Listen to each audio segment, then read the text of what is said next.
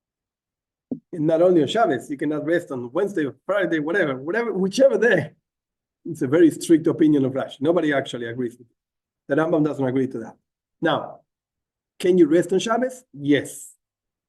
Can you eat a nice meal after sunset on Friday and or during the day on Shabbos? Yes, definitely. Like something nice. Every single person can understand nice meal in a different way, of course. Okay, but whatever in your system, in your life, is a nicer meal, not the regular one you eat, whatever, let's go sleep because I'm tired. No, something nicer. Yes, you can eat. Definitely. And I saw, interesting, you can even include candle lighting on the table because to make it a beautiful meal. Now, what does that mean? Some people like candles on the table because it's nicer, romantic, or whatever you want to call it. That's okay. But if you're lighting candles because Jews light candles on Shabbos, even if you light it in Shabbos, that's not okay. No, definitely not. We're going back to perform Jewish religious rituals. No. So it's important to understand the difference. I like candles in my table. Now, if I don't like candles in my table, because in my family, whatever, we don't like candles in my table, you know what? Today is Friday night. I'm going to light a candle. No, I think you're wrong. Now, if you do like candles, so you can light candles.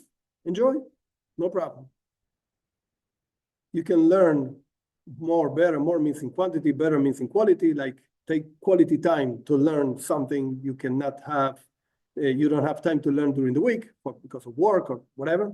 You can pray. You can take more time to pray.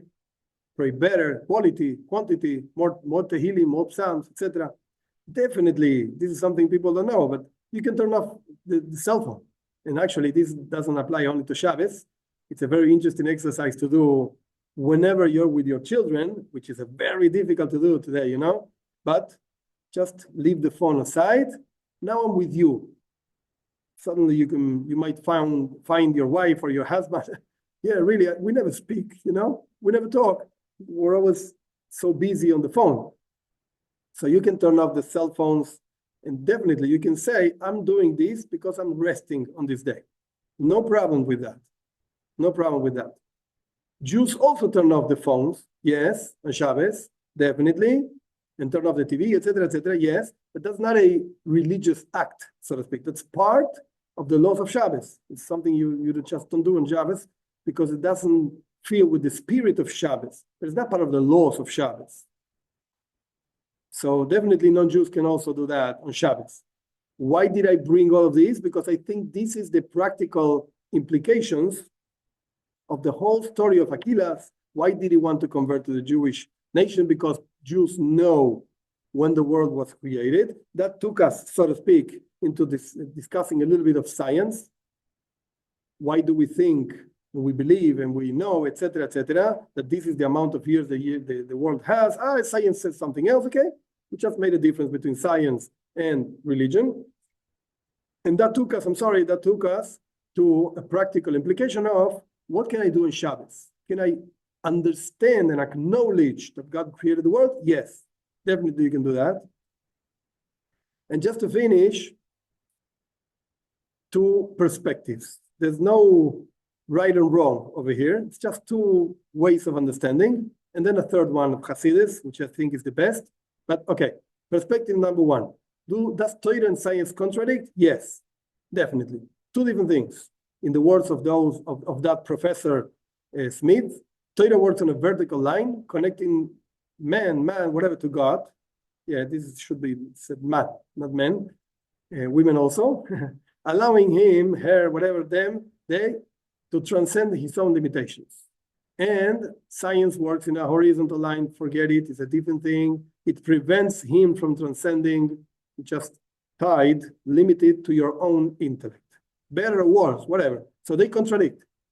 This is what basically comes out of science, of this professor. Second perspective, no, they don't contradict. It's just two different worlds, two different subjects. Like bananas don't contradict apples. It's just two different things. You like bananas, enjoy. You like apples, enjoy. They don't contradict. It's just two fruits, two different fruits. Torah and science deal with two different worlds. They don't contradict. That's why actually in the Jewish world, we do use science. Okay, certain things we might say this we don't do for whatever reason, but we do use science. Torah deals with spirituality and science with materiality. It's two different worlds and two different things, not necessarily contradict. No, that's perspective number two. Then comes Hasidus. Hasidic perspective, I'm sorry, it's a little bit different. Hasidus offers tools to imbue the physical world with divine conscience. Like use and fill the world with God. Don't negate the world. Don't go out of the world. Don't just live on the world. No. You have to combine both of them because they both were created by the same God, with the same godly purpose. If God did not want a physical world, why did he create it? We should just be spiritual beings, whatever, flying I don't know where. No, God wanted a physical world. That's why he created a physical world. However, he wants us, each one of us, to fill the world with his presence. How? Fulfilling the commandments, the proper things for whatever, 613 for Jews, 7 for non-Jews, ramifications, etc., etc. But this is actually the godly purpose of the physical world. But they don't contradict. They actually combine. They actually become one unique thing, so to speak. I don't know if you have questions. This is basically the idea I wanted to share.